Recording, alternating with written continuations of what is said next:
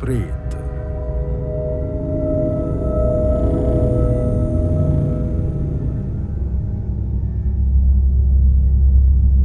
धीरे धीरे बुझती हुई दिया की लौ और रात की नीरवता को चीरती हुई एक हल्की सी सरसराहट। कहते हैं जब संसार सो जाता है कुछ आत्माएं जागती हैं। इन्हीं जागती हुई आत्माओं में सबसे भयानक, सबसे तड़पती हुई और सबसे बेचैन मानी जाती हैं प्रेत। कौन होते हैं प्रेत?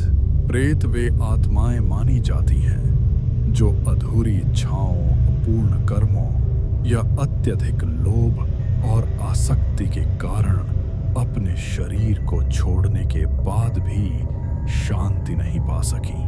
कहते हैं इन आत्माओं की प्यास कभी बुझती नहीं, इनकी भूख कभी शांत नहीं होती और मन एक अंतहीन अंधकार में भटकता रहता है। शास्त्रों में वर्णन मिलता है कि प्रेत अत्यंत सूखे पतले, लंबी खूंखार जीभ वाले, धुंधले, कंकाल जैसे शरीर वाले और आंखें हमेशा लाल जलती हुई, जैसे सैकड़ों वर्ष का क्रोध उनमें बस गया हो। कई पुरानी कथाओं में लिखा है कि वे हवा की तरह चलते हैं, दीवारों को पार कर जाते हैं और जहां से गुजरते हैं वहीं तापमान अचानक गिर जाता है।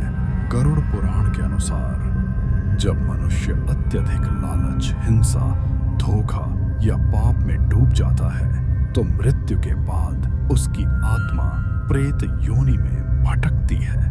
कभी कभी मृत्यु अचानक हो जाए या संस्कार पूरे न हो तब भी आत्मा प्रेत बनने की ओर बढ़ जाती है। शास्त्र बताते हैं कि प्रेतों की एक अलग दुनिया होती है, एक ऐसा संसार जो अंधकार, धुंध और अधूरी पीड़ाओं से बना है।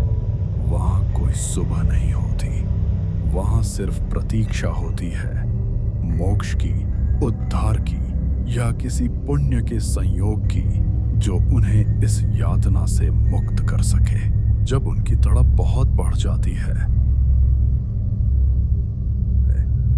तो वे जीवित मनुष्यों की ऊर्जा खींचने का प्रयास करते हैं। पुराणों में वर्णन है कि वे किसी पर अचानक अजीब बेचैनी डाल सकते हैं, किसी स्थान को भारी और डरावना बना सकते हैं या सपनों में आकर संकेत दे सकते हैं। कभी वे अपने ही परिवार वालों से मदद की पुकार भी भेजते हैं। हिंदू परंपरा में इसे अत्यंत महत्वपूर्ण माना गया है क्योंकि इन कर्मों से भटकी हुई आत्माओं को ऊर्जा, भोजन और शांति प्राप्त होती है। कहते हैं एक सही विधि से किया गया पिंडदान सैकड़ों वर्षों से भटकती आत्मा को भी मोक्ष के मार्ग पर आगे बढ़ा देता है। प्रेत सिर्फ डर का प्रतीक नहीं है, वे हमारी इच्छाओं, पापों और अधूरे कर्मों का दर्पण है।